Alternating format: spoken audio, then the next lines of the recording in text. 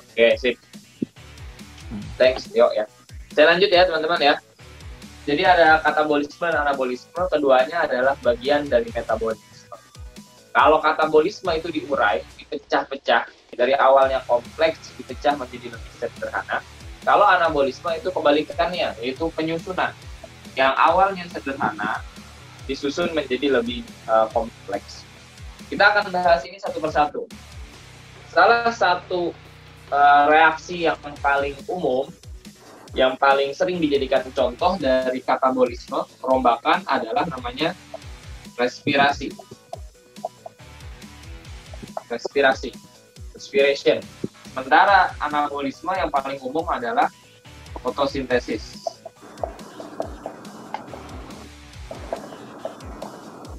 Keduanya merupakan reaksi-reaksi yang dibantu dengan enzim.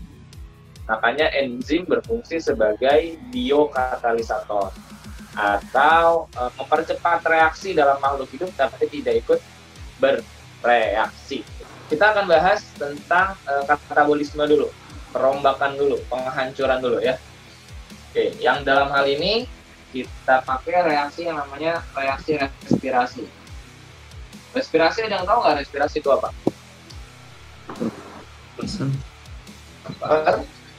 Pernapasan, betul ya. Sesuatu yang selalu kita lakukan, ya pernapasan. Jadi kalau ada orang yang nggak bernapas, otomatis dia akan mati. Ya. Kenapa pernapasan menjadi hal penting sehingga dia kalau nggak napas bisa mati? Memang tujuan akhir pernapasan itu apa? Tujuan akhir dari respirasi itu apa sih? Sehingga dia mampu bertahan hidup, berarti dari respirasi dia dapat apa? Oke, Batur, thanks. Itu jawabannya, energi. Jadi tujuan dari respirasi adalah mendapatkan energi. Energi inilah yang mampu membuat kita survive in our life. Respirasi aerob dibagi menjadi empat tahap. Langkah yang pertama namanya glikolisis.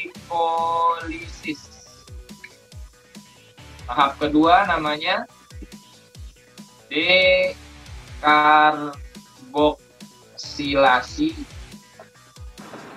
oksidatif. Yang ketiga namanya siklus Krebs. Yang terakhir transfer elektron. Ini langkah secara umum dalam reaksi respirasi aerob. Persamaan reaksi umumnya dari respirasi, mungkin teman-teman sudah tahu, adalah C6H12O6 tambah oksigen. Oksigennya jumlahnya ada 6, mengikuti persamaan reaksi agar tetap setimbang. 6 oksigen menghasilkan energi plus 6 CO2 plus 6 H2O. Langkah pertama namanya adalah glikolisis. Glikolisis diambil dari dua kata, gliko dan lisis. Gliko itu gula, lisis itu pecah. Berarti glikolisis apa? Pemecahan gula. Oke, sekarang gulanya kita pecah. Yang mana yang gula? Ini C6H12O6. Itu gula. Gula kita dapatkan dari mana, Mister? Dari makanan yang kita makan. Dari makanan yang kita makan. Satu molekul glukosa dalam tahap glikolisis akan dipecah. Ya, akan dipecah. Ini awalnya C6. Akan dipecah menjadi 2C3. C itu atom karbonnya. Jadi glukosa atom karbonnya 6. C6H12O6. Bayangkan kita punya 6 atom karbon. Inilah ya. Ini kan 6 atom karbon. Kelihatan nggak? 6 atom karbon. Nah, 6 atom karbon ini dalam reaksi glikolisis akan dipecah menjadi 2 atom karbon yang masing-masingnya 3 buah. Maka Maka saya tulis 2C3. 2C3. Namanya adalah asam pirufat. Asam pirufat. Dan dalam reaksi pemecahan ini, yang kita balik lagi tadi katabolisme adalah memecah sesuatu senyawa yang kompleks, C-nya ada 6, kompleks dipecah jadi lebih sederhana. Yang awalnya C-nya 6 cuma jadi C-nya 3. Dalam proses ini dihasilkan energi dalam bentuk ATP. 2 ATP. Mister, ATP itu apa? ATP adalah adenosin trifosfat. Adenosin trifosfat. Saya tulisnya di mana ya? Yang tulis di sini ya, biar teman-teman paham. Adenosin trifosfat. Nah, apa itu adenosin trifosfat atau ATP? Ini adalah energi atau sumber energi siap pakai. Siap pakai. Kalau di motor mungkin bensin, sehingga motornya bisa jalan karena ada bensin. Nah, dalam pemecahan glukosa, ya, pemecahan glukosa menjadi asam pirufat itu menghasilkan 2 sumber energi, 2 ATP. Dan ada satu lagi, 2 NADH. 2 NADH. Apa itu NADH? NADH adalah senyawa yang menangkap hidrogen yang lepas. Hidrogennya lepas, jadi reaksinya adalah NAD plus H. Hidrogen yang lepas dari ini, H-nya kan ada 12. Ya, maka dia akan menghasilkan NADH. Apa itu NADH, Mister? NADH adalah penangkap senyawa hidrogen yang nanti akan dikonversi menjadi ATP lagi. Dikonversi menjadi ATP lagi. Nanti kita bahas di tahap terakhir yang namanya transfer elektron. Oke, sampai sini dulu. Glikolisis adalah pemecahan glukosa. Kalau saya narasikan ya, glikolisis adalah pemecahan glukosa menjadi asam pirufat. Pemecahan glukosa yang karbonnya 6 menjadi asam pirufat yang karbonnya 3. Ya, dengan menghasilkan 2 ATP dan 2 NADH. Itu namanya glikolisis. Terjadinya di mana? Terjadinya di sitoplasma. Cairan sel. Oke, kalau sudah, kita masuk ke tahap kedua, the second pathway about catabolism, yaitu namanya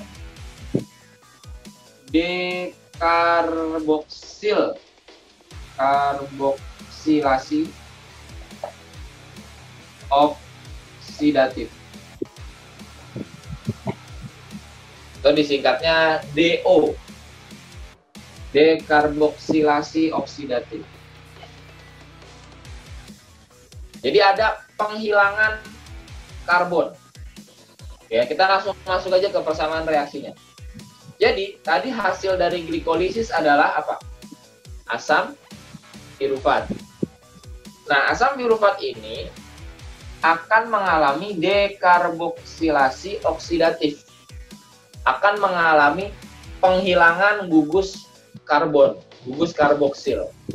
Yang tadinya C-nya ada 3, yang tadinya C-nya ada 3, menjadi C-nya cuma ada 2. Nah, ya, untuk membuat dia stabil, dia berikatan dengan komponen senyawa, sehingga namanya ini adalah asetil koenzim A. Asetil koenzim A atau disingkat asetil-CoA. Asetil-CoA. Terus Mister, satu atom karbonnya kemana? Kan ini C-nya 3, jadi C-nya 2. Satu karbonnya kemana? Keluar. Satu atomnya keluar berikatan dengan oksigen. Karbonnya keluar berikatan dengan oksigen membentuk CO2. Nah, CO2 ini kalau di persamaan reaksi ini ada di sini dia. Sifatnya sampah dan toksik. Ya. So it must be go out, harus dibuang keluar menggunakan paru-paru nanti. Gitu. Asetil-CoA. Dan dalam proses ini juga menghasilkan 2 NADH. Saya hapus saja pakai pen biru. Mengeluarkan karbon dioksida dan menghasilkan 2 NADH. Selesai itu dekarboksilasi oksidatif. Dekarboksilasi oksidatif adalah pemecahan asam piruvat menjadi asetil-CoA dengan menghasilkan karbon dioksida yang akan dibuang keluar dan 2 NADH yang akan dikonversi jadi ATP sebagai sumber energi. Nah, dekarboksilasi oksidatif terjadi di matriks mitokondria. Part ketiga namanya adalah siklus Krebs. Di senyawa terakhir yang dibentuk apa ya? 2C2. Namanya apa?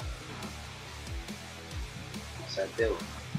Oke, asetil-CoA atau asetil-Co itu singkatan dari koenzim.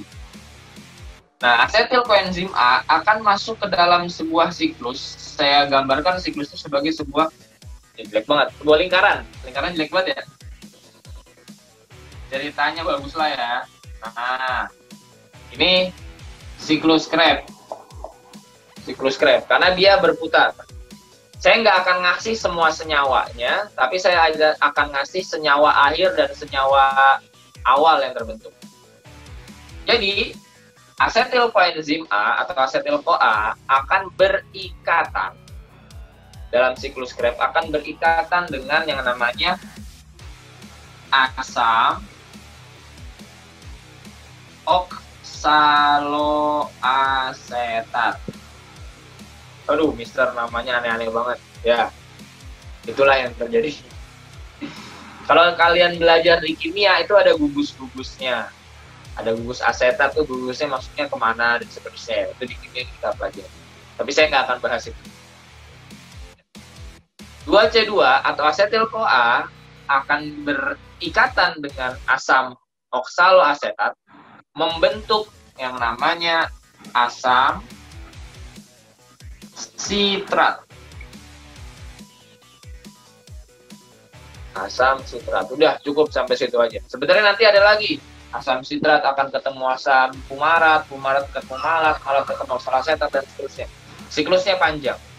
Ya, intinya adalah lempar-lemparan elektron, ya, memecah-mecah dan seterusnya agar agar energi yang dihasilkan menjadi banyak. Hasil akhirnya adalah yang pertama 6 NADH. Yang kedua ada 2 FADH. Ada juga 2 ATP di sini. 2 ATP. Walaupun masih jadi perdebatan ya di kalangan ahli apakah ada 2 ATP atau tidak. Jadi versinya memang berbeda-beda, teman-teman. Itu yang meyakinkan kita bahwa ilmu pengetahuan itu berkembang, tidak stagnan. Oke, ini hasil akhirnya, siklus Krebs. Di samping nanti ada juga CO2 di sini. CO2 dikeluarkan dulu. CO2 dikeluarkan dulu.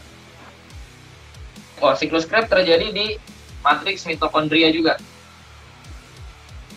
Matriks mitokondria, khususnya di membran dalam. Mitokondria kan punya dua membran. Membran yang paling luar, sama ada lagi satu lagi membran dalam. Nah, kalau siklus Krebs terjadi di membran dalam. Terakhir kita masuk ke transfer elektron. Nah, dalam transfer elektron ini yang diikat sama hidrogen tadi, ya, yang diambil sama NAD, FAD, dan seterusnya, itu punya rumus kayak gini. Jika dia NADH, jika elektronnya ditangkap oleh NADH, ya, maka dia akan dikonversi menjadi 3 ATP. Kalau dia NADH, akan dikonversi jadi 3 ATP. Kalau dia FADH, akan dikonversi menjadi 2 ATP. Nah, kita lihat cara mengkonversinya seperti apa. Intinya hidrogennya dilepas-lepas. Dilepas, sehingga sampai pada senyawa terakhir yang menangkapnya itu adalah oksigen. Oksigen, ya, dalam rantai transfer elektron berfungsi sebagai akseptor elektron terakhir. Akseptor elektron, ya, kecil banget, terakhir. Akseptor ternyata ini penerima, penerima elektron terakhir itu adalah oksigen setelah ditransfer oleh NADH oleh FADH. Maka hasil akhir dari pertemuan elektron dengan oksigen adalah H2O, air. H2O dalam reaksi ini ada di sini. Jadi sebenarnya sederhananya adalah reaksi seperti ini. C6H12O6 plus 6 oksigen menghasilkan energi dalam bentuk ATP dan 6 karbon dioksida dan 6 molekul air. Karbon dioksida dan air sifatnya racun, harus dibuang. Ya, air bisa dibuang melalui keringat kita, bisa dibuang melalui urin, ya, bisa dibuang juga melalui pernapasan. Kalau kita napas di kaca pasti ada uap-uap air. Dan karbon dioksida hanya dikeluarkan melalui pernapasan saja, respirasi saja. Itu intinya. Itu inti dari respirasi. Inti reaksinya seperti ini. Ini adalah penjabaran reaksi. Oke, sekarang mari kita konversi, teman-teman. Sekarang tolong bantu saya. Dengan rumus ini kita akan hitung ada berapa jumlah ATP. Ada berapa jumlah ATP terakhir dalam pemecahan satu molekul glukosa. Oke, coba. Di glikolisis ada berapa ATP? ATP-nya yang pertama ada 2 ATP, 2 NADH. Dikonversi dengan rumus ini. 1 NADH akan dikonversi jadi 3 ATP. Berarti kalau 2 NADH, jadi berapa ATP? 2 kali 3 berapa? 6, Cok. 6 ATP. Oke, sekarang dekarboksilasi oksidatif. DO. Apakah ada ATP di DO? Tidak ada. Oke, nggak ada ATP. Ada NADH? Ada NADH. Berapa jumlah NADH dalam dekarboksilasi oksidatif? 2 buah. Thank you, Fatia. Oke, berarti sama. 2 NADH di sini. 2 NADH. Dikonversi dikali 3. Karena 1 NADH 3 ATP. Berarti kalau 2 NADH berapa ATP? 6 ATP. Good job. Lalu yang terakhir sekarang, siklus Krebs. Ada ATP di siklus Krebs nggak? Ini masih ada nih. Kita pindahin aja langsung ya. Di siklus Krebs hasil akhirnya adalah 6 NADH, 2 FADH, dan 2 ATP. Kita langsung pindahin. Yang pertama ATP-nya dulu kita ambil. Salah. 2 ATP. Lalu ada 6 NADH. Ini 6-nya banyak nih. 6 NADH. Kalau 1 NADH dikonversi jadi 3 ATP, maka 6 NADH berarti 6 kali 3. Berapa totalnya? 6 kali 3 berapa? 18. Thanks Fatia. 18 ATP. Oh, jadi banyak tuh kan. Ingat, ATP adalah sumber energi. Makin banyak ATP-nya, berarti kita punya sumber energi makin banyak. Terus ada lagi satu lagi, FADH. Ada 2 FADH. Lihat lagi rumusnya, FADH dikonversi menjadi 2 ATP. Kalau 2 FADH berarti tinggal kita kali 2. 2 kali 2 berapa? 4 ya, langsung aja ya, biar cepet ya. 4 ATP. Maka kita jumlah semuanya.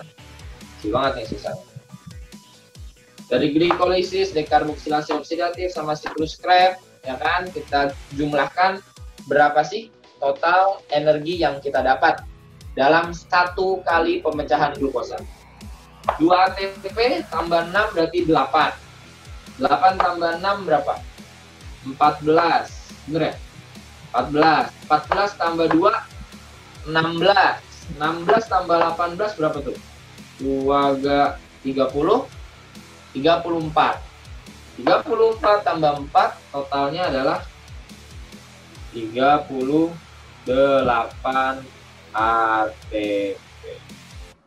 Inilah total energi yang kita dapat dalam pemecahan 1 molekul glukosa.